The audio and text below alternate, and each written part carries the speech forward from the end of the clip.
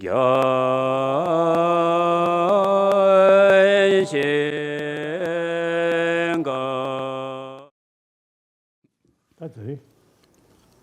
today is the 4th of the 6th Tibetan month, lunar month, which is a very auspicious day. The Buddha's turning the wheel of Dharma, the first turning of the wheel of Dharma. And you Ladakhis have a very firm, unwavering faith and binding precepts with me. And as you have requested, the teaching on the lamp for the path to enlightenment, which we started yesterday, and today we are going to go through the remaining part of the text, and then I'll do a Bodhichitta ceremony. As I said yesterday,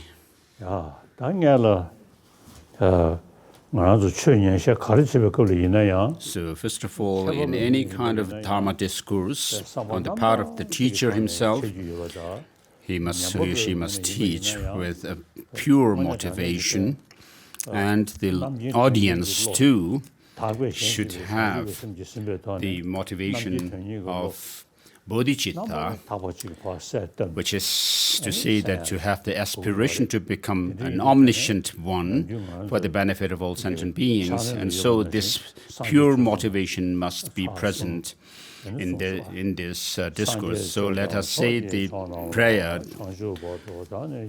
I seek refuge in the Buddha, Dharma, and Sangha, and I'm enlightened. The practices of perfection, giving and perfection of giving, and so forth that I have done, may become through it. May I become Buddha for the benefit of all sentient beings. To say this 3 times.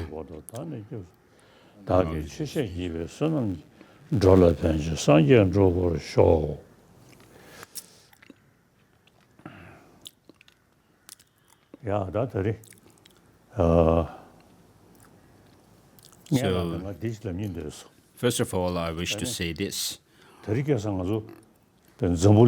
These days, in this materially advanced world, and also together with it, the world which has in which we have so much of scientific thinking through the material physical sciences. So at such a time, the question that arises is whether religion is relevant or necessary. And so at such a time of spread and promotion of education, what is the use and the relevance of religion? If you ask this question, so in reality, however materially developed we may be, it only helps the physical health, but it doesn't help our disturbed mind and emotions. However much there may be a great development and advancement in the material world. So this is very clear. So, of course, this material development is necessary, but together with it, we must have a peace of mind, which is very important. So to achieve this peace of mind, we cannot produce it with machines or through injections. Of course, so the medical treatments will not be able to help with peace of mind, though some disturbances may be suppressed by them. And so, for peace of mind, we should do training of mind by understanding what are the causes that disturb our minds.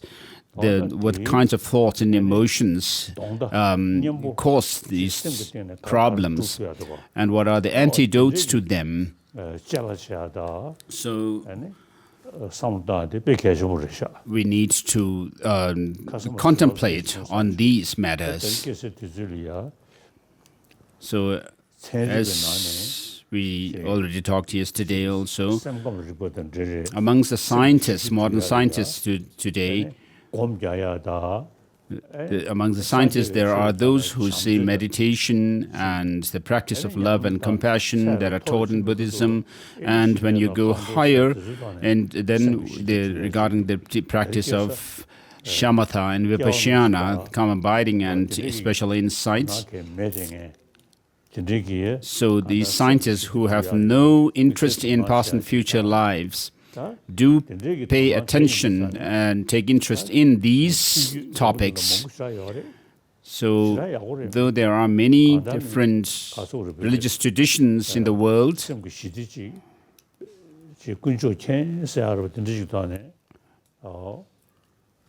the means by which the religious traditions seek mostly the peace of mind is by praying to a God that they believe in.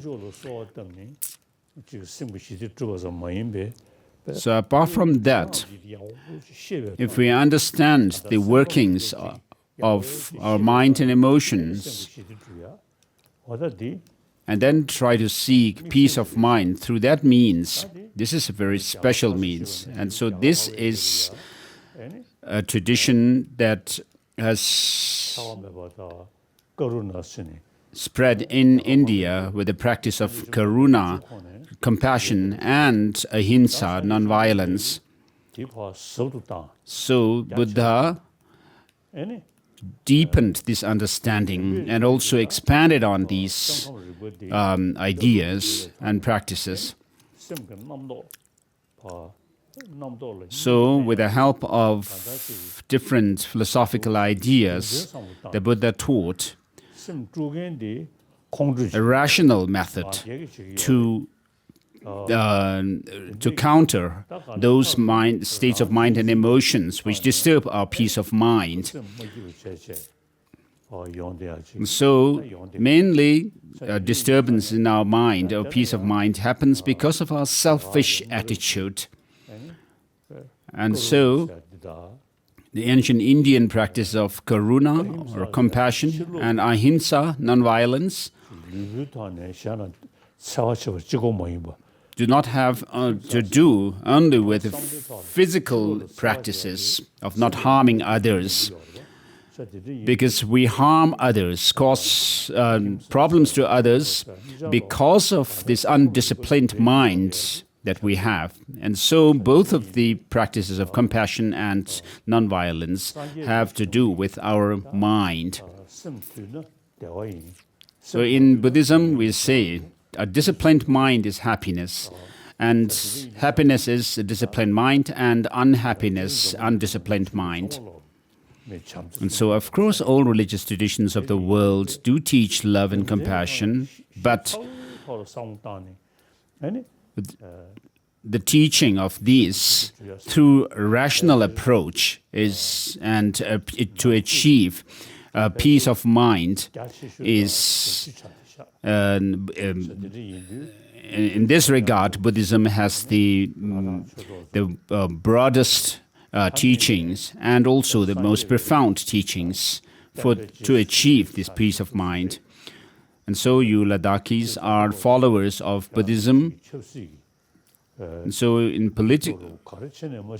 whatever changes there may have been in political affairs in your region, your faith in the Dharma has been very firm. So, in the past, of course, monasteries were more or less involved in rituals. But over the last many years, since I have encouraged you to advise or suggested you to do the study of Buddhism, and so in Namgyal Monastery also, I have made the suggestion to study Buddhist philosophy. And so people have heeded my advice or suggestion. And today, Buddhists in general, and particularly the Himalayan region of Ladakh and so forth, who follow the Tibetan tradition of Buddhism, have followed this suggestion that I gave, and it has become very beneficial too for you. So, of course, scientists do not have faith in religion, and amongst religion there are many different kinds of religions. But using a rational approach to find out what are the causes that disturb our mind, peace of mind. So the scientists do a thorough investigation into this, and it is found that Buddhism, and particularly the Sanskrit tradition, has the most profound methods for our mental transformation. And so we have the texts written by Master Nagarjuna and so forth. And to counter our negative, disturbing emotions, mental afflictions, such as anger and so forth, the best text that we have is Shantideva's Bodhisattva Charyavatara, because our mind, disturbance of peace of mind, happens because of our self-cherishing attitude and anger and so forth. And so, as we usually talk about the extensive path, contact lineage, the profound view lineage, and then the practice, blessing lineage of the practice and so forth. So we follow the Sanskrit tradition, and we have over 100 volumes of the translated words of the Buddha into our own language, and also over 220 volumes of the exegetical treatises that are translated. And so we have such a rich heritage. And then we also have tens of thousands of commentaries, sub-commentaries written by Tibetan masters from all the different traditions of Buddhism, Sajanying, Magyalo, Kakyu, and so forth. And so we have the richest set of Buddhist teachings.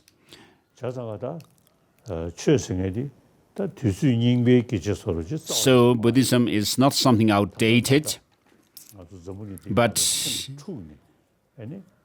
in today's world, where there is so much disturbance of mind and emotions in the world, these teachings that we have are very relevant.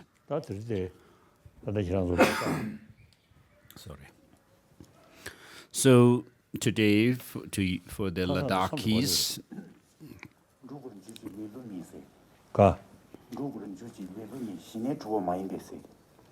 so we are on verse number 38, which says, without attainment of calm abiding. So yesterday we stopped at verse 37, which says, through efforts, not real laziness, will accomplish through higher perceptions through efforts, not laziness. So of course, cultivating and developing or attaining clairvoyance is not easy. You need to put effort. Without the attainment of calm abiding, higher perception will not occur. Therefore, make repeated efforts to accomplish calm abiding. So, with regard to calm abiding, which is coupled by the pliancy of body and mind. So, in other words, being able to maintain our mind single-pointedly on an object. So that is the placement meditation or focus meditation. But first we should do, whether it's about extensive topics or the profound one, we need to do analytical meditation first, and then whatever you have conviction you have gained on those topics, you need to use that in your focusing meditation. So it is not something that we should leave for the future, but we need to do it now. So we have the facilities or the conditions for doing these practices now, and we should do them.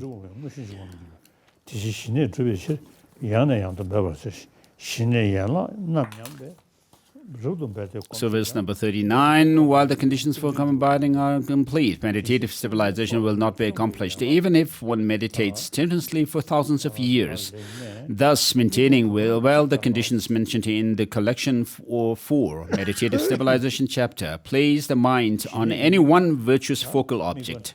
So with regard to the focal object of shamatha, so there's no difference in that of the shamatha and vipassana are not differentiated on the basis of the focal object. They can have the same object. So you can use shamatha meditation for developing bodhicitta as well as the wisdom realizing emptiness. Verse number 41, when the practitioner has gained calm abiding, higher perceptions will also be gained, but without practice of the perfection of wisdom, the obstruction will not come to an end. And verse number 42 too. So your mind focusing on the true nature of things, though you may have some experience of bodhicitta, but what actually counters our grasping at true existence is that of the wisdom realizing emptiness. Thus, to eliminate obstructions to liberation and omniscience, the practitioner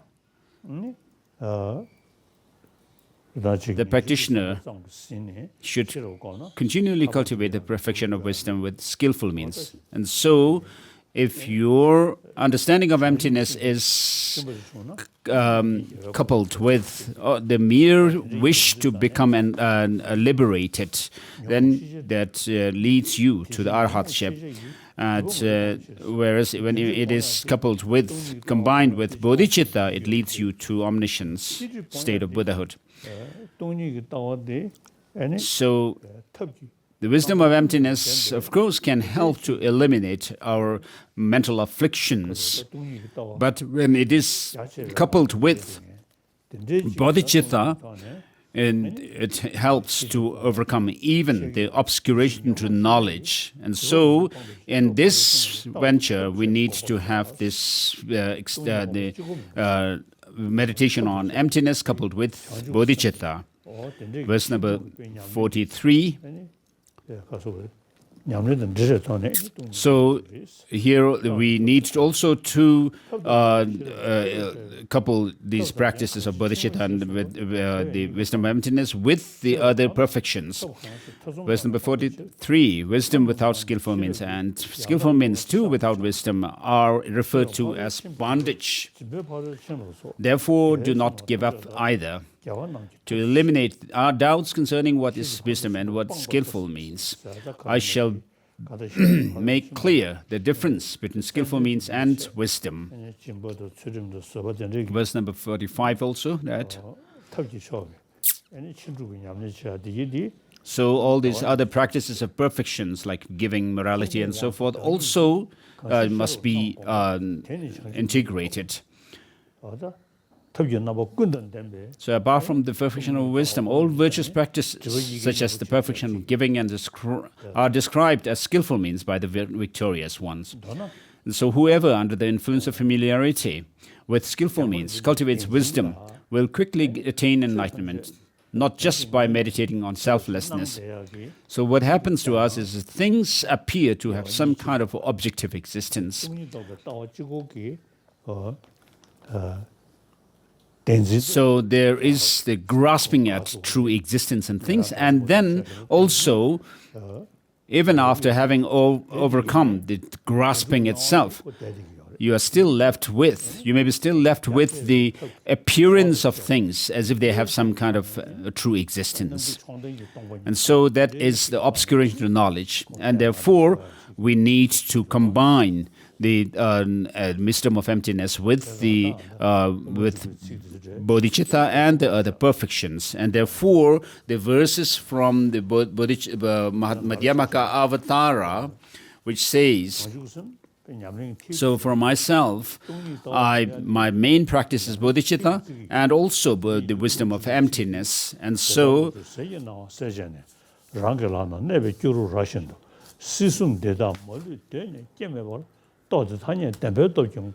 verse number, chapter 6, the third last verse. So,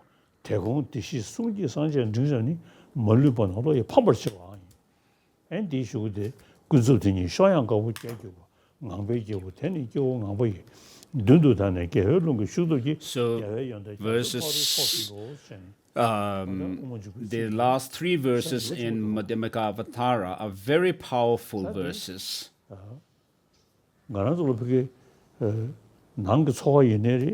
So for us, whether it's the external things that appear to us or our own experiences that are within, they appear as if they have some kind of objective independent existence. If that were true, if things were to have any objective existence,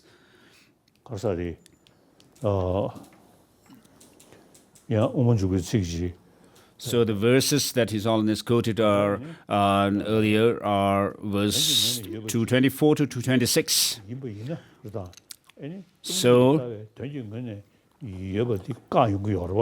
if things were to have any intrinsic objective existence, then, and then in verse number 34 of chapter 6, it says,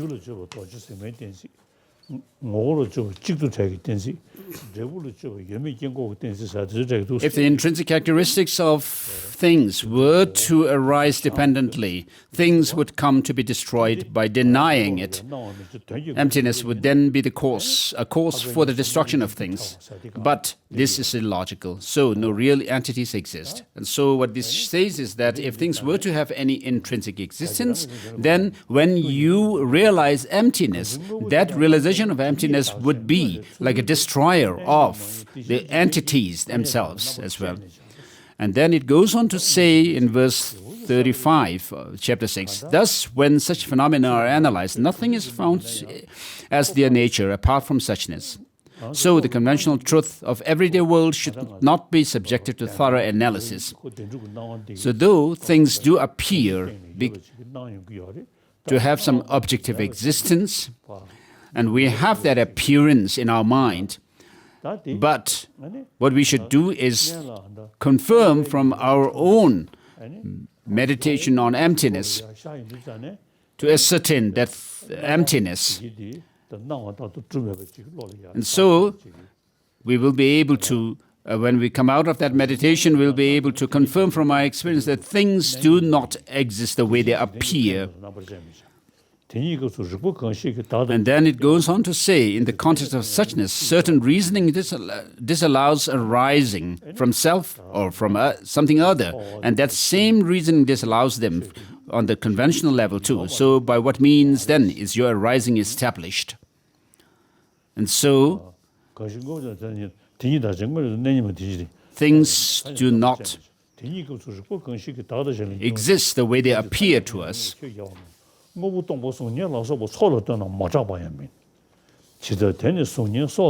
So it goes on to say in verse 37, empty things dependent on convergences, such as reflections and so on, are not unknown. And just as from an empty thing is like a reflection, a perception can arise that bears its form. Likewise, although all things are empty, they do arise from emptiness in a robust way. And so after coming out of the meditation on emptiness, all these different things will appear to us, and together with it, there is an appearance that they have some objective existence. But because of your experience of emptiness, you'll be able to see or to confirm that they do not exist the way they appear to you. And therefore, you confirm, you are able to understand or see that the things are like illusion, that they do, though they appear to you as if they have some existence, intrinsic existence, they do not have that existence. And therefore, as your experience, the intensity of experience of emptiness increases further, your experience of the illusion-like things also will increase. And so, focusing on the profound view or the profound object of emptiness is what you see, what you do, and then the conventional things do appear to you as if they are like an illusion. So back to verse number 46, whoever under the influence of familiarity and so forth. And 47, understand emptiness of inherent existence through realizing the aggregates, constituents, and the sources are not produced is described as wisdom. As I said earlier, something existent cannot be produced, nor something non-existent like a sky flower. So if something exists, they do not need to be produced by other conditions. If they do have some intrinsic identity in and of themselves, they do not need other conditions to produce them. But if things are utterly non-existent, not only that, if you say that things do not exist, when you say that things do not exist inherently, if you take it to mean that things have no existence at all, then that's also not right. And so now something non-existent like a sky flower. These errors are both absurd, and thus both of the two will not occur either. A thing is not produced from itself, nor from another, also from both, also not from both. So, whether you analyze things through the reasonings, such as the reasoning of the lack of existence and non-existence and so forth,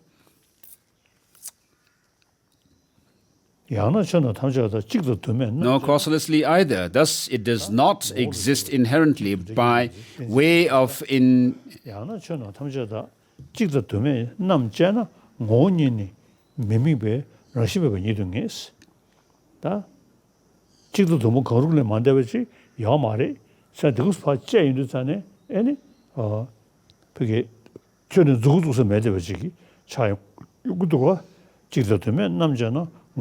So next we come across the reasoning called lack of one and many.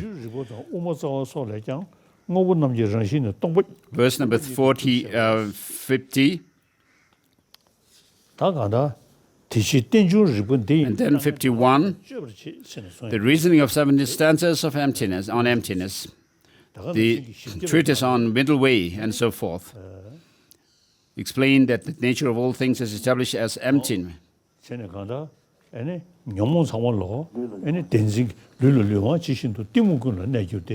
So as 400 verses say, all,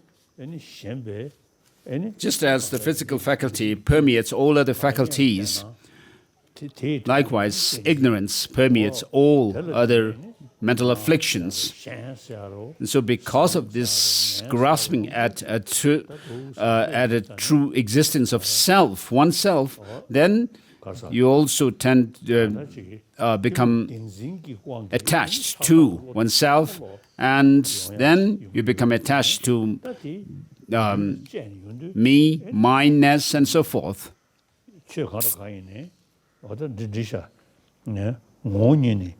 민민배 정신병이 동유든지 리포트한스. 아니 오마자네 다 조조서야 돼. 다 들으셔. So in the Madhyamaka Avatara, the main reasoning it gives is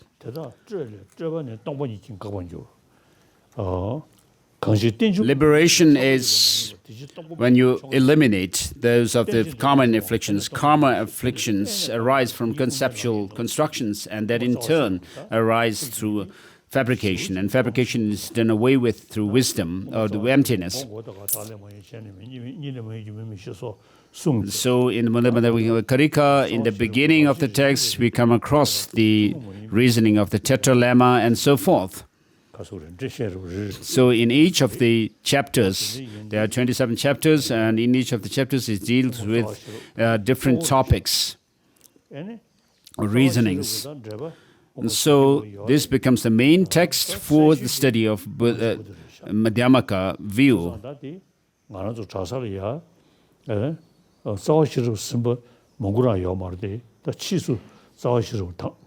So in our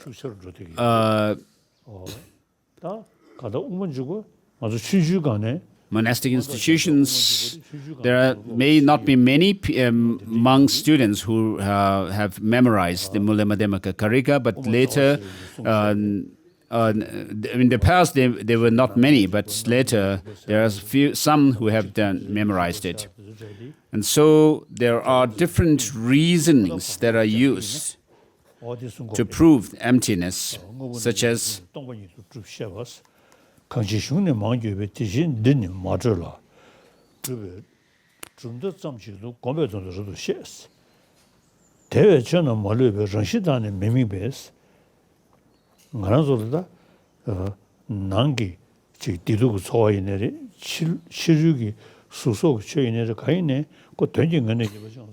so we should be able to use these reasonings that are taught in the text by applying them in our meditation and practice. So the text here says that things do not exist the way they appear to us. They do not exist that way at all.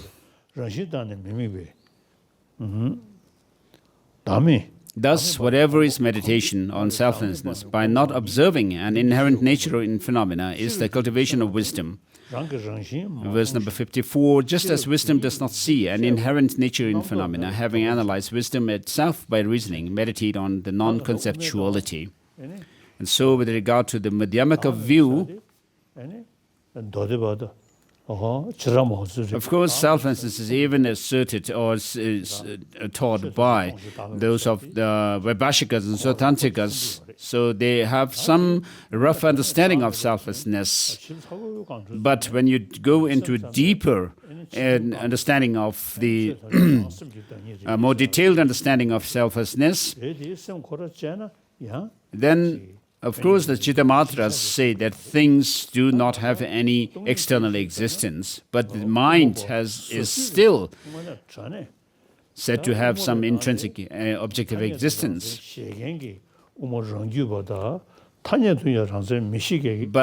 the Madhyamakas, both the Savatantika Madhyamakas as well as the Savatantika Madhyamakas, do get closer to that deeper understanding of selflessness. But the Madhyamaka Prasangikas, who do not assert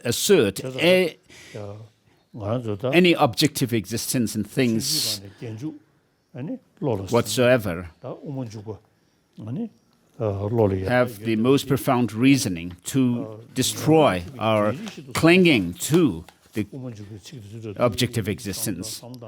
And so, when you think along the lines of the Madhyamaka Avatara, of course, slowly what will happen is, of course, building up on your understanding that you have gained through listening and studying the teaching, and then through reflection, you will be able to gain more conviction into the nature of things, and then you will be able to integrate that understanding and insight in your meditation.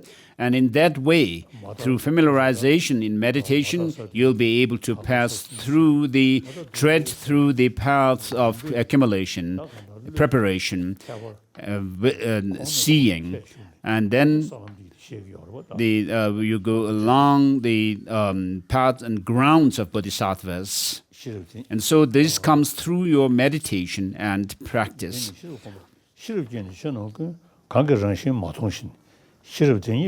just as wisdom does not see an inherent nature of phenomena, having analyzed wisdom itself by reasoning, meditate on that non-conceptuality, the nature of this worldly existence which has come from conceptualization is conceptuality. Thus the elimination of conceptuality is the highest state of nirvana.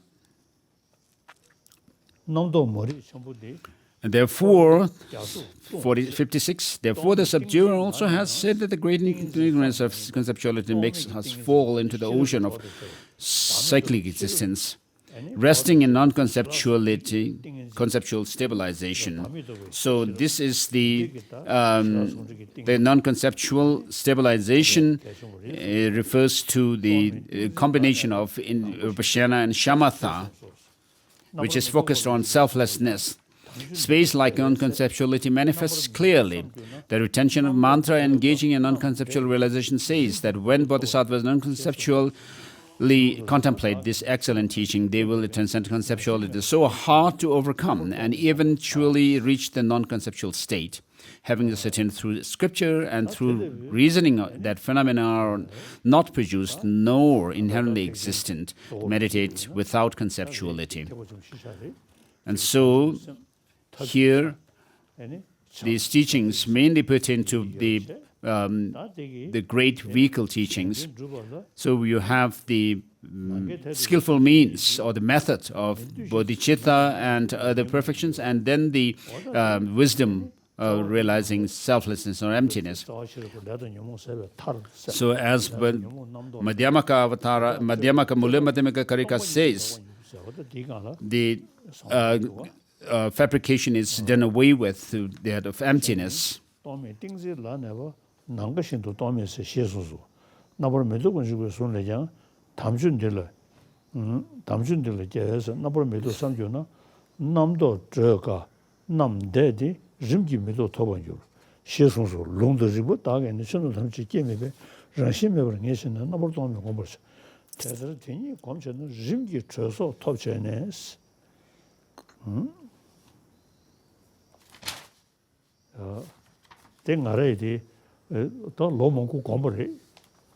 So I have also meditated on this. So verse number 58 read, and then verse number 59, having thus meditated on suchness, eventually after reaching heat and so forth, the very joyful and the others are attained, and therefore, and before long, the enlightened state of mind. And then, with regard to Madhyamaka Avatara,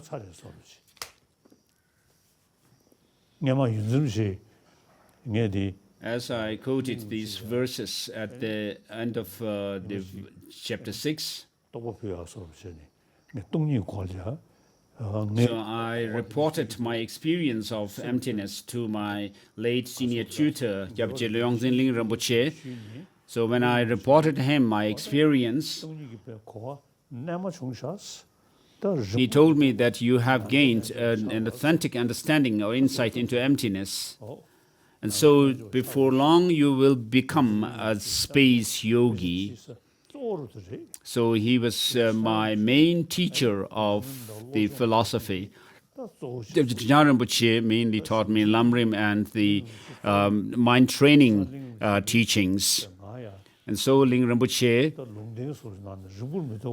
made such a prophecy for me to become a space yogi before long. So when I think about that, when I reflect on that, I feel proud. So on a daily basis, I meditate on bodhicitta, which is comes from the extensive conduct lineage, and then from the profound view lineage, I meditate on emptiness, and then the great the conduct lineage that has come from down through Shantideva. So I practice the self-equalizing and exchanging self and others in the cultivation of bodhicitta. And so, year by year, my experience of these principles has actually become deeper and deeper.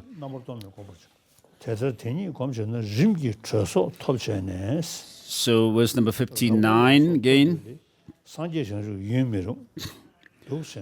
So having thus meditated on suchness, eventually after reaching heat and so forth, the very joyful and others are attained, and before long the enlightened state of Buddhahood. And so I feel that I have, actually I'm on the path.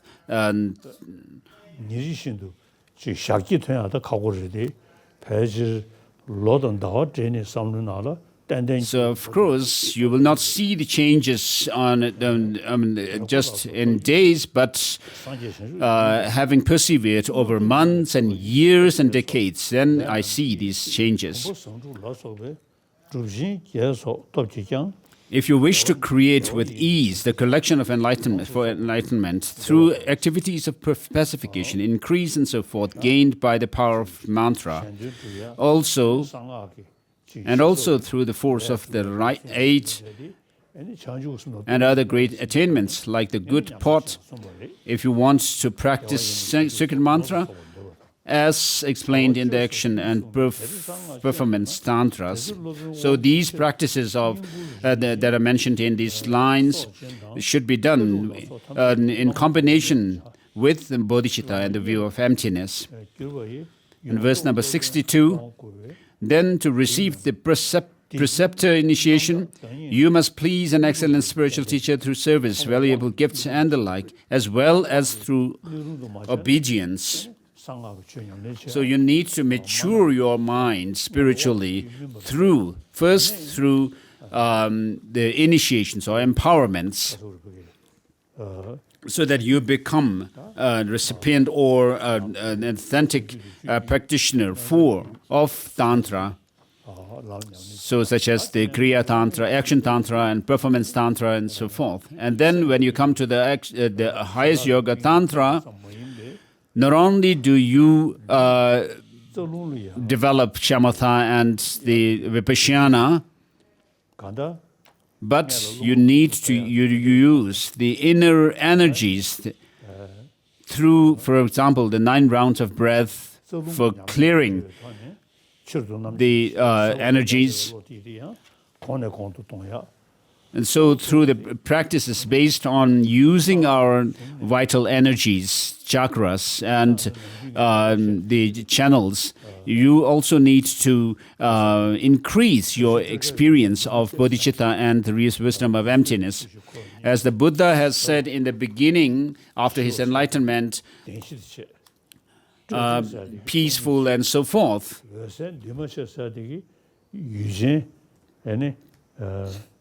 유진기 외세디체 다디 에네 간다 가서 차상하지다 섭슈디 나라메거는 송고요리 러시게주 똑바디 봐 가네. So profound, peaceful, free of conceptual elaborations, or uncompounded luminosity, and so forth. So you don't just focus on this clear light mind, which is taught in the highest Yoga Tantra, but we need also to use the channels, with energies, and so forth, in order to make this mind manifest in us and become our experience. And so having dissolved the 80 conceptions which are related to the 33, the whitish increase and so forth, and at the end of dissolution of these 80 conceptions, 33 of the increase, I mean the whitish increase, appearance, 40 of the white reddish appearance increase, and then 7 of the near attainments. Then you reach the that of the clear light mind. And so you don't only realize emptiness, which is the object clear light, but you do so with the help of this clear light mind, this luminous clear light mind, innate clear light mind.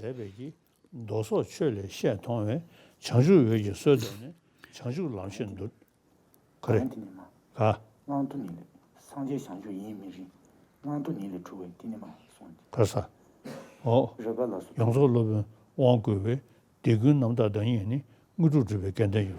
당부 상계 유진래 저도주의 저도 매배 깍배치 상시로 원군의 사부르주의 랑매차 들베.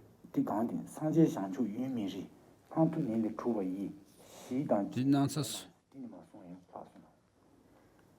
순사스. 계속상가 준주나. So Yongden Rinpoche is telling His Holiness that he left verses 60, 61 and 62, so because His Holiness was reading 64. So verse number 60, if you wish to create with ease the collections for enlightenment through the activities of pacification, increase and so forth, gained by the powers of mantra, and also through the force of the 8 and other great attainments like the good pot, if you want to practice sacred mantra as explained in the action and performance tantras, then to receive the preceptor initiation, you must please the excellent spiritual teacher through service, valuable gifts and the like, as well as through obedience. Through full bestowal of the preceptor initiation by a spiritual teacher who is pleased, you are purified of all wrongdoing and become fit to gain powerful attainments. And then next verse says that for the celibate monks and the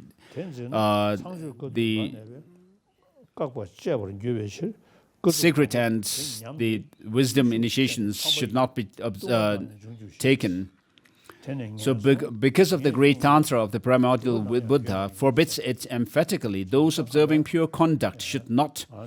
So pure conduct in the sense of the celibacy should not take the secret and wisdom initiations. So for a monk practitioner or a monastic practitioner who are celibate, you do not take a mudra or a consort who is a human being consort, but of course you do the practice of using this vital energy, bringing it down from the crown chakra down to the tip of the secret place, and then bringing it up again from the secret place to the navel chakra, heart chakra, throat chakra, and then the crown chakra. And so, through these practices, you need, with that practice, you generate that of the spontaneous bliss or ecstasy. And then in the end, you actually actualize that of the clear light mind. That comes through meditation, the power of your meditation. And when you are able to go through this process and thereby the dissolution of the whitish appearance and so forth, through the power of meditation, you will be able to make that clear light mind manifest in you.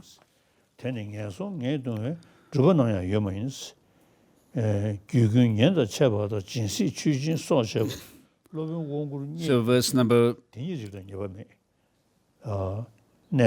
65 read, 66 read. there is no fault if one has received the preceptor initiation and has knowledge of suchness it is sin to explain the tantras and perform the burnt offering and rituals or make offering of gifts and so forth. I, the elder Dipankara Sri Jana, having seen it explained in sutra and in other teachings, have made this concise explanation at the request of Jangchubu. And so this concludes the Lamp for the Path of Enlightenment by the great Master Dipankara Sri Janan.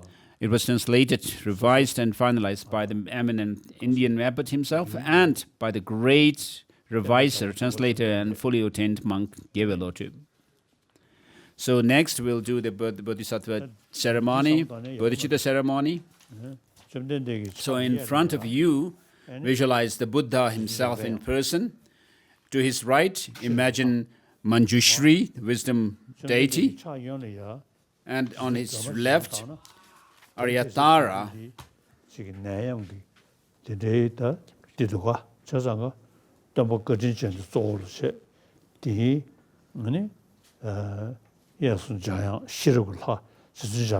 So on the right and left of the Buddha, you may visualize Manjushri and Venerable Aryatara.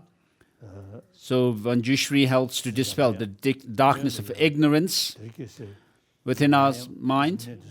And then Aryatara on Buddha's left, as it is said, because of the pandemic today, we can pray to Aryatara to cure us of all sicknesses and diseases, as it is said in his prayer. So the Buddha, Manjushri to his right and Venerable Aryatara to his left. I thought it would be good. I think it would be good to visualize them. And then also imagine or visualize the 7 successors to the Buddha, Mahakashyapa and so forth, and then the 17 Nalanda masters, and then those of the extensive lineage of conduct lineage lineage masters, as well as the profound view lineage masters, and such as Master Nagarjuna and so forth, Maitreya and Sangha, forming the lineage masters of the extensive conduct lineage. And then Master Shantideva and all those lineage masters of the great conduct lineage. So visualize these in front of you. And also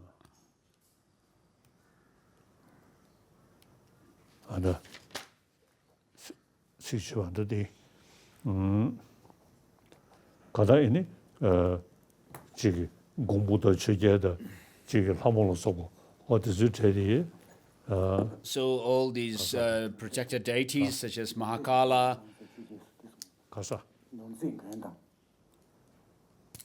Dharmaraja,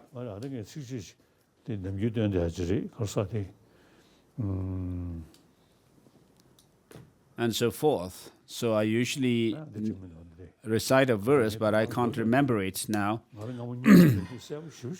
So I had a very vivid dream about this also. So in any way, we need to establish the truth of the teaching of the Buddha through study and reflection, and then gain conviction in the teaching through reflection and contemplation, and then use that insight in our meditation. So these Dharma Protectors who are oath-bound,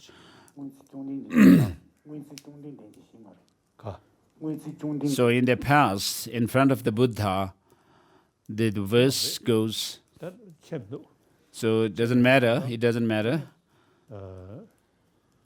So I had a very clear dream once.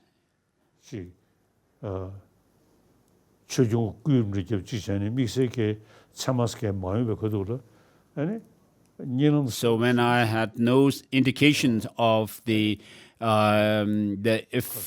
efficiency of these Dharma Protectors, in my dream I had seen. So in Zagali, the portraits with the 8 auspicious symbols, I have seen in my dream that these Dharma Protectors are actually doing their work to serve us.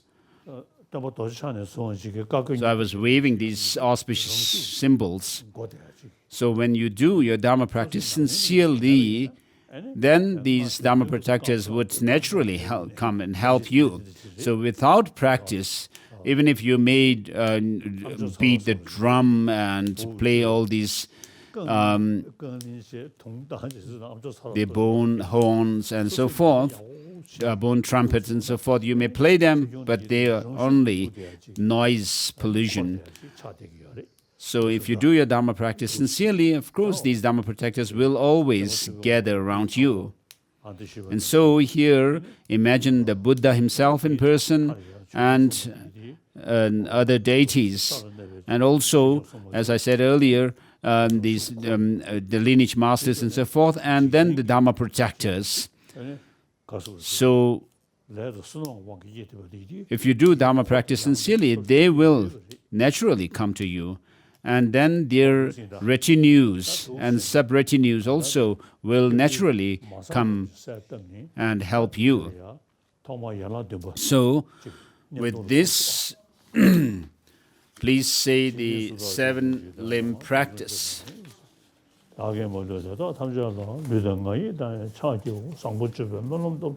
I pay homage with my body, speech, and mind to all the Buddhas, past, present, and future, to all those alliance among humans, as many as there are in the worlds of the 10 directions, through the power of the spray of noble conduct, and so forth.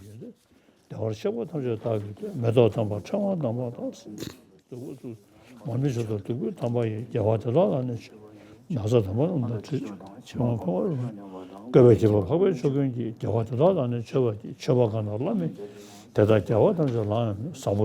prostration, offerings, and regret, confession,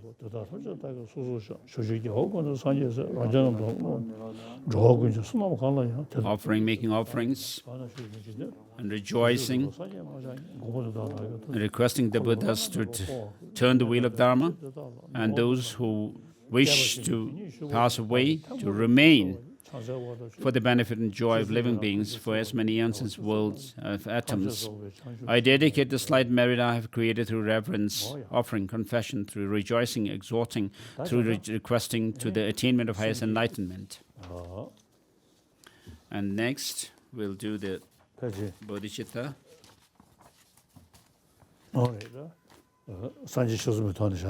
So we'll do it through this verse. In the Buddha, Dharma, and Sangha, I take refuge.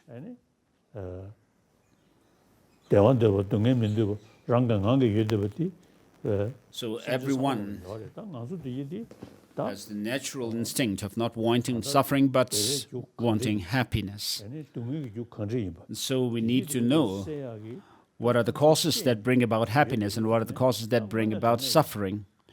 And so, in order to eliminate or overcome the causes of suffering, if we engage in the practice of study, contemplation, and meditation, will make this life a meaningful one, to have met with the this occasion, to have met it meaningful, met with the Dharma.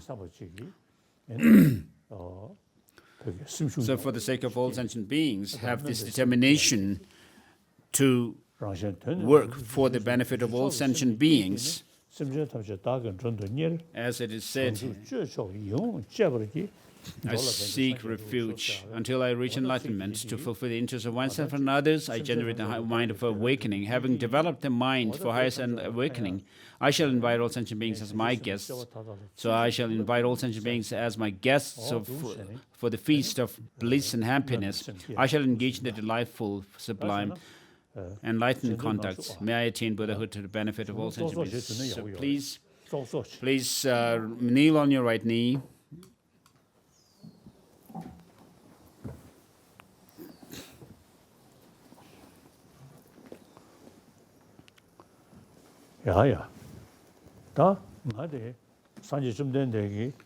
So here, imagine, think that I am here as the messenger of the Buddha, and by repeating after me these lines, but if in fact you should think that you are repeating the words of the Buddha himself, the Buddha's words. So to fulfill the interests of oneself and others, I generate a mind for awakening. So even if you wish to accomplish your own goal, you must generate bodhicitta. To fulfill the goals of others, you need bodhicitta. And you also need to meditate or cultivate bodhicitta to fulfill your short-term as well as long-term goals. And Kadampa masters of the past have said that this bodhicitta itself helps in purifying your negativities as well as accumulating merit and wisdom. And so I ponder on this on a daily basis. So please repeat, I seek refuge in the Buddha, Dharma, and Supreme Community until I attain enlightenment. Through collections of merit and wisdom gained by giving in others, may I achieve Buddhahood to benefit all sentient beings. I seek refuge in the Buddha, Dharma, and Supreme Community until I attain enlightenment. Through the two collections gained giving and others, may I achieve Buddhahood to benefit all sentient beings. I seek refuge in the Buddha, Dharma, and Supreme Community until I attain enlightenment. Through the two collections gained by giving and others, may I achieve Buddhahood to benefit all sentient beings.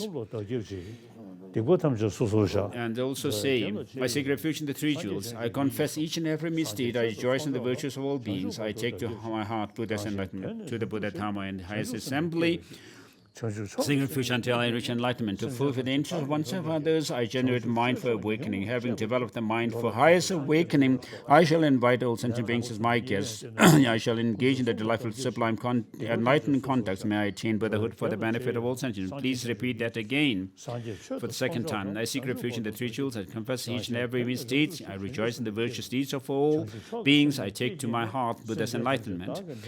To the Buddha, Dharma, and highest assembly, I seek refuge until I'm enlightened. To fulfill the interests of oneself and others, I generate a mind for awakening. Having developed the mind for highest awakening, I shall invite all sentient beings as my guests. I shall engage in delightful, sublime, enlightened contacts. May I attain Buddhahood to benefit all sentient beings. I seek refuge in the three jewels. I confess each and every misdeed. I rejoice in the virtues of all beings.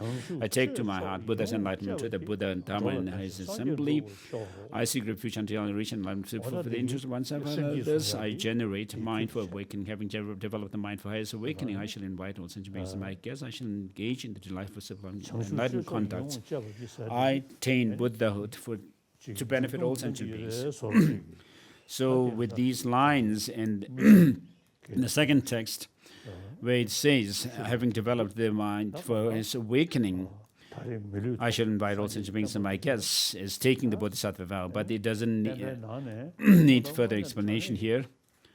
So having been born as human beings and having met with the Buddha Dharma and having this opportunity to practice both the profound teachings as well as the extensive conduct teachings, have this determination to work for the benefit of all sentient beings so that you will integrate these teachings within yourself.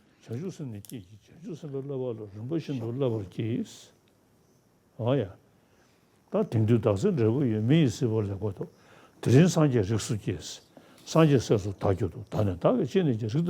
as it is said in the Bodhisattva Charyavatara, today my life has borne fruit. I have attained the excellent human existence. Today I am born in the Buddha's family, and Buddha family, and now I have become a Buddha's child. Now come what may, I shall act in accord with this lineage, never causing this impeccable noble lineage to be tarnished. And then also at the end of the 3rd chapter of Bodhisattva Charyavatara,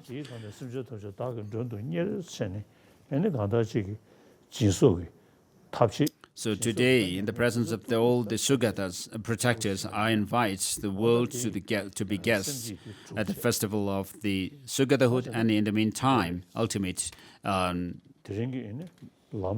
Buddhahood. Temporary happiness. May gods, anti-gods, and all be joyful. And so with this, we are done with the teaching on Lamp for the path to enlightenment, and as the concluding auspicious practice, we did this Bodhichitta ceremony. So if you have questions now, please ask.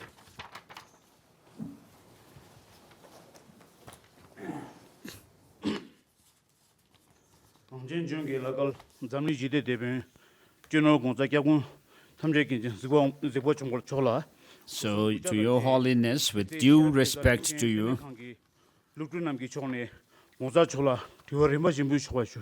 so we at the Education Center, Gitzel Ling Education Center, would like to ask you questions. The students from this Education Center. This is praise to the Buddha, to His Holiness. Your Holiness, my name is Sonam Gurmit, and I've done engineering from National Institute of Technology, Kurukshetra. Your Holiness, as we are having an issue, very serious issue of polarization, driven majorly by globalization, resulting in extremism, radicalism, and all sort of extreme approaches on so many levels and in various different aspects in one's individual life, be it religious, politics, or any other socio-economic affairs. Your Holiness, my question is, what is the potential of the Buddhist philosophy, the Buddha Dharma in general, or in the context of Lamrim tradition, or the likes of middle way approach, in particular, to tackle such issue? Thank you, Your Holiness. So, the different religious traditions, of course, there are the sectarianism that happens is there, but all religions teach altruism, to help others, to benefit others, be it Christianity or Islam and so forth. And other religions too teach the same message. So, to help others, serve others, we should also have the motivation of compassion and love, altruism. So we should not just give lip service to these religions that you follow, but if you practice them sincerely, whichever religion you are following, all these religions teach us to have a good heart. So politically speaking also, we follow a democratic system where there is election of the officials. So if you have greater altruism, you will be able to gain more words, perhaps. And if you remain selfish, you will not gain. You will not gain words. So if you have political leaders who are more compassionate and altruistic, it would be more beneficial. So even in the case of economy and so forth, there will be mutual benefit. So if people use their power for economic or financial gains and exploit others, that's not good. If people only become selfishly motivated, become cunning, then it will not be good for the community as well. So all religions have the same message of good heart, being kind to others. And then in Buddhism, as we say, I invite all sentient beings as my guests. So, which means that if you are really sincerely practicing this principle of wishing others to have happiness, bringing happiness to others, you will not try to deceive them. So if you practice your religion sincerely from the depths of your heart, then you will not cause any harm to others. As I said earlier, we follow democratic system of governance, and so people would be helped if you are altruistic, and economically also you'll be helped.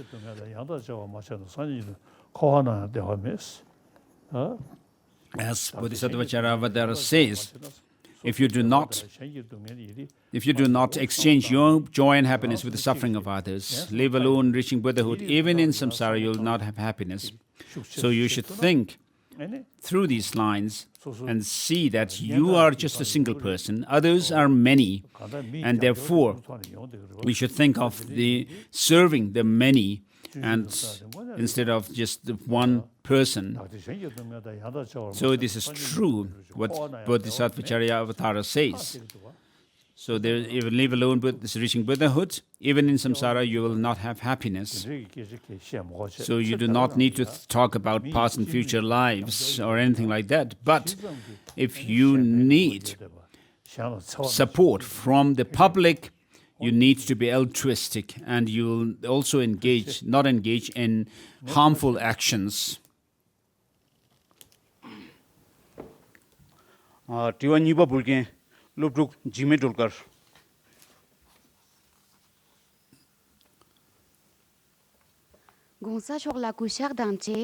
with due respect to Your Holiness, my name is Jigme Dorkar. I'm from Dalhousie Public School in Dalhousie. Your Holiness, it is well known that the Mahayana tradition has flourished in Tibet, Himalayan regions, Mongolian. They all practice the tradition. To practice Mahayana, is it necessary to train in the teachings for the small scope beings and the medium scopes? And if so, how? So these three the teachings pertaining to the beings of small scope or medium scope and great scope are not meant for different individuals. So in order to cultivate or integrate the Mahayana teachings, you need to understand the suffering nature of sentient beings, which are taught within the context of the beings of the intermediate scope, and then within the context of the beings of small scope, you have the teachings on the impermanence of life and so forth. So the teachings pertaining to the beings of small scope are like those of the elementary school teachings, and then the high school teachings subjects come within the context of the beings of intermediate scope, and then the university and college level teachings are like those of the beings of the great scope. So just like you follow in the school system from the elementary to the junior and senior schools and so forth, you need to go through this process of cultivation of the path that are taught in the three scopes. Next. Thank you. Good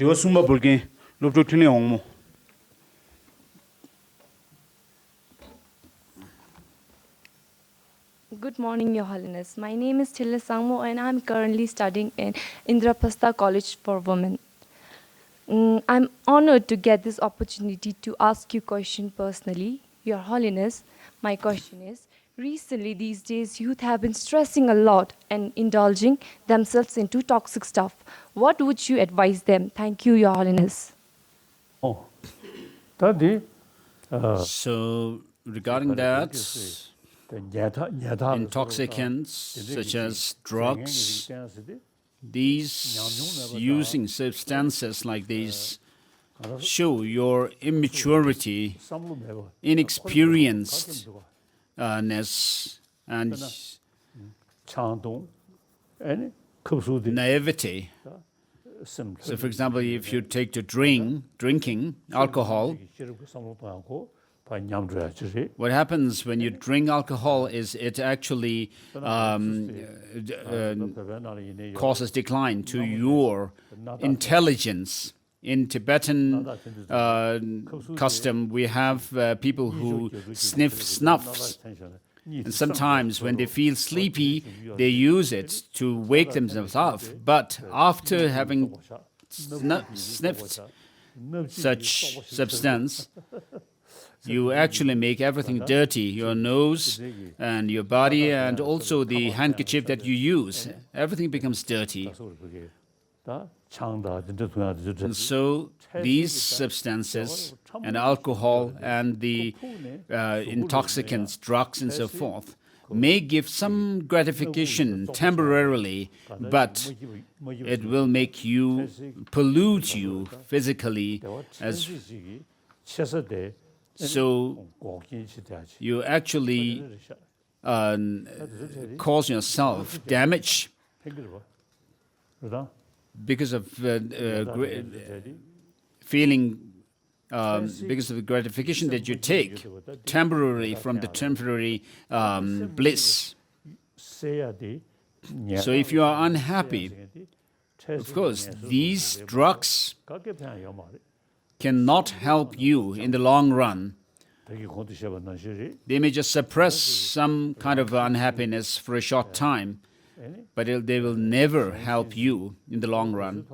And so you need to think about the faults and disadvantages of self-cherishing attitude and think of cherishing others over oneself. These will help to counter your mental problems. Next question comes from Pema Yudun. The champion of peace in the world, Your Holiness, I pay respect to you.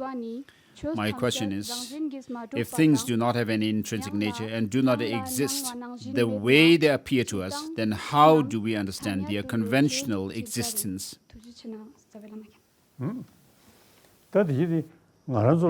So, in quantum physics also, they say that the things that appear to us, the external things, do appear as if they have some objective existence. But they say the things do not exist that way. Because if you analyze these things that appear to you, that you cannot have anything. So this is just an mental projection that we have, but things do not exist the way they appear to us. And then in the Madhyamaka philosophy, these are very clearly explained how things do not exist the way they appear to us. How they appear is as if they have some objective, independent existence. But if you actually look closer at them, you will not find anything having any objective existence. As I quoted the lines from Madhyamaka Avatara and also Mula Madhyamaka Karika, and also Master Tsongkhapa in his three principal aspects of the path.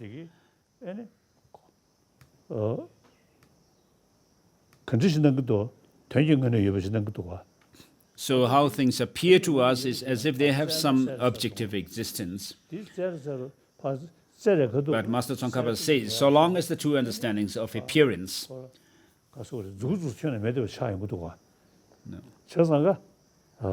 verse number 13 of the three principal aspects of the path. So furthermore, when appearance dispels the extreme of existence, and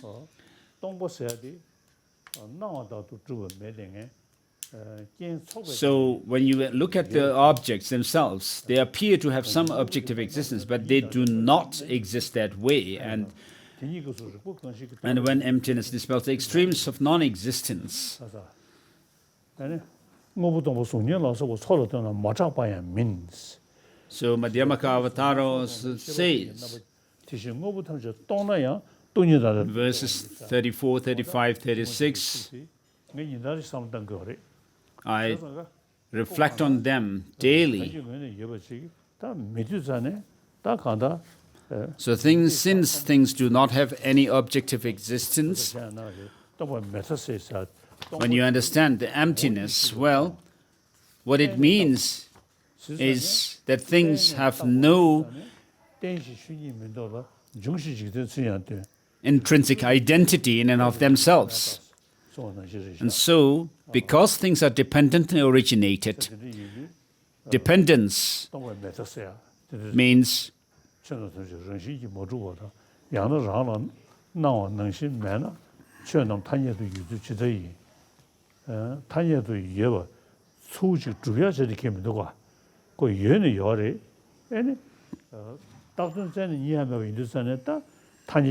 as John Lama Rinpoche says, by dependence, what we understand is that reality as it is not forsaken.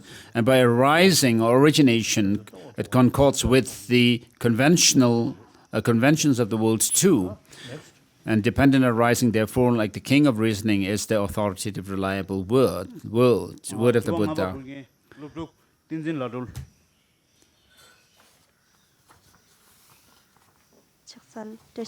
Your Holiness, my question is, I'm very disappointed.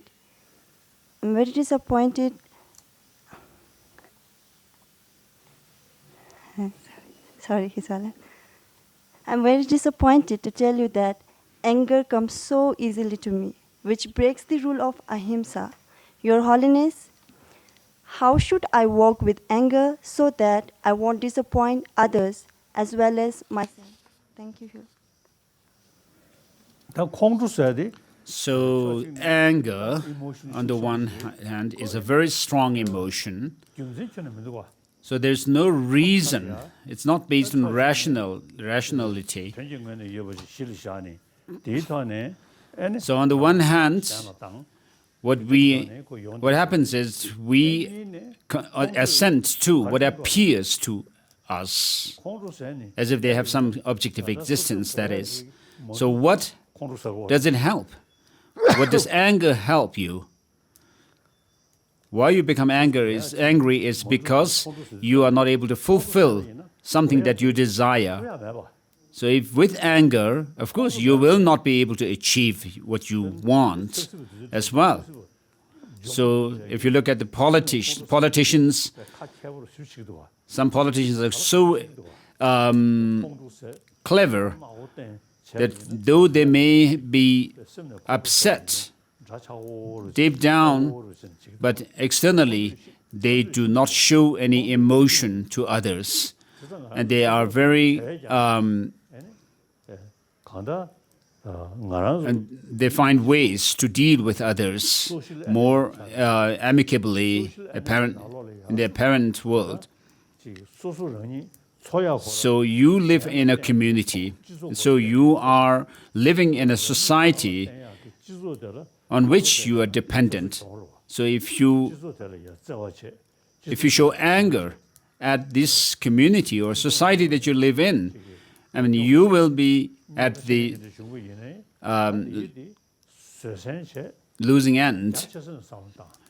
And so what you need to do is show patience and think more broadly, think from a wider perspective. And in order to help yourself with your anger, you need to study the Bodhisattva Charyavatara's chapter 6 and the chapter 8. Chapter 6 is on patience. And then chapter 8, which teaches the principle of exchanging, equalizing and exchanging self and others. So sometimes we also say that when you are angry at others, if you show emotion to them, so the other people, when they see you become angry, showing emotion or showing some expression, bad expression, they will not be happy. And so instead of making them unhappy, we usually say that bite at your knuckles. So if you become very angry and bite your knuckles, you will suffer as well because you will cause injury to your knuckles.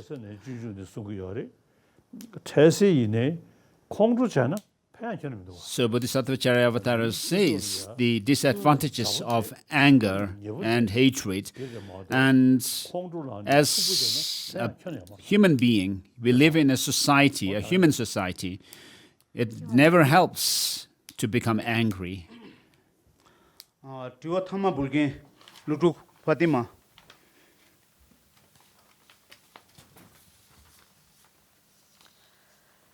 Greetings to Your Holiness. I am Mahek Fatima, a student of Kendra Vidyalaya Leh and also a student of Thiksey Learning Center. I feel fortunate to be part of Thiksey Learning Center as this center provides education and wisdom to all the individual irrespective of their religion, caste and gender. Your Holiness, as far as I have perceived, not only Buddhists but all the other religions also believe and show respect to you. What according to you is the main reason? So this is perhaps because I talk about good heart, which is taught in all religions. So in order to practice good heart or kindness, there are reasons that are given by theistic religions and non-theistic religions, which may be different. These reasonings they give may be different, but all teach the same thing, to have a good heart, warm heart. For the theistic religions, the Creator God is not at all an angry, full of anger, but full of love and compassion. And so whether you are a believer or not non-believer, so if you are a believer, this is what the religions teach. Even if you are a non-believer, this is something we need, the love and compassion and so forth. Even the dogs and animals appreciate our love. And so,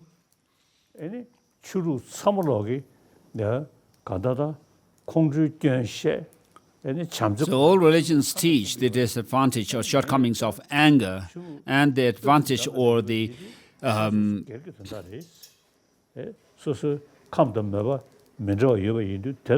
goodness of love and compassion, kindness, and so forth. So this is what I tell people, this is what I emphasize to people, for people to cultivate. And then secondly, I find it very important to have religious harmony in the world amongst the religious traditions. Therefore, I respect all religions. I have many friends who appreciate me from the different religious traditions. So I do not practice sectarianism amongst the religions. So the people from different religious traditions, the main reason may be because I respect all religions and also all the practitioners. We are very friendly, close to one another. And then, whoever sees me, I always smile or laugh, and you never see me in stern face, with a serious looking face, and therefore all people from different religious traditions, maybe this is one reason why everyone appreciates me. So if I were to show a stern face, a very serious looking face, then people may not appreciate it. So as human beings, I think of others as my human brothers and sisters, all 7 billion. I think of oneness of all 7 billion human beings, and therefore maybe that is the reason why people like me, from the different religious traditions like me. Thank you, Holiness.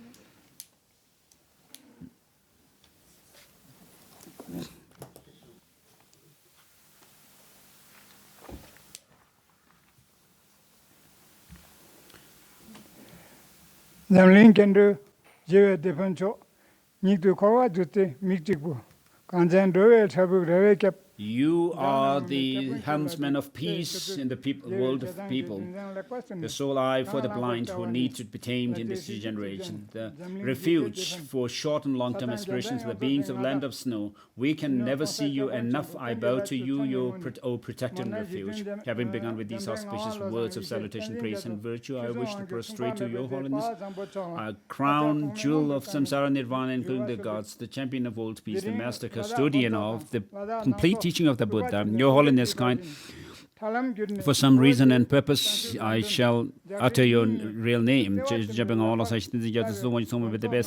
wish to make this statement, Your Holiness, today, according to the request of Ladakh Gonpa Association, Ladakh Buddhist Association, and myself, you have most graciously given us an explanation of the great Joe Atisha's Lamp for the Path to Enlightenment online. We, on behalf of the entire people of Ladakh, would like to thank you for your immense kindness to us. We are sad not to have your presence in Ladakh due to the coronavirus pandemic in the world. I pray that the pandemic will subside soon, and so that we would like to request Your Holiness to visit us in Ladakh next year. By your gracious frequent visits to Ladakh, in the course of which you have given many teachings and exhortations to our people, the people of Ladakh have gained a good understanding of the essential significance of Buddhism. There is also an increasing interest in the Dharma, logic and reasoning and so forth. This, Your Holiness, has come about solely due to your kindness. Your Holiness, kindly look after us and give refuge to all of us, your disciples, never letting us wander from your kind and compassionate gaze. We pray you will answer our prayers with your consent. On my part, as you kindly instructed, I have completed the construction of a Sherab Kitseling Education Center and Library within 3 years. I began the work in 2018 and completed in 2020. Today, we are giving free education to 300 students from different schools in Ladakh who attend our 45-day teaching on secular ethics. We have also prepared curriculum for the schools to include in their teaching. We offer all of them free of cost. On Saturdays, we organize talks by a panel of religious scholars in ethics, peace of mind, kindness, and altruism for the students, and we teach meditation, yoga, and exercise for their physical health as well. Every year, we will give our classes on Buddhism, logic, and debate. We will teach Tibetan language to everyone, young and old. Geshe Larampa Jamyang Tashi is the resident scholar at the Education Center and director of library, and he teaches Buddhist philosophy daily. Also, at my own monastery, Thiksey, Geshe Larampa Lobsang Tash teaches Buddhist philosophy to our younger monks. Following your advice, our monastery provides all the facilities for them year after year. Though we felt sad that Your Holiness could not come to the opening ceremony of our Sherab Kitseling Education Center and Library, we would like to extend our invitation for you to visit Thiksey Monastery when you next come to Ladakh. This year, Honorable Rajnath Singh, India's Defense Minister, was the chief guest at the opening ceremony of the Education Center and Library. In the past, I have carried out your tasks you have given me in accordance with your noble aspirations and visions. Present, I continue to carry them out. I pledge to continue to do so in the future as well. Whatever task you give me. Finally, I pray that Your Holiness will live a steadfast and healthy life without any slightest obstacle. May Your Holiness live till the end of samsara. I beseech you to remain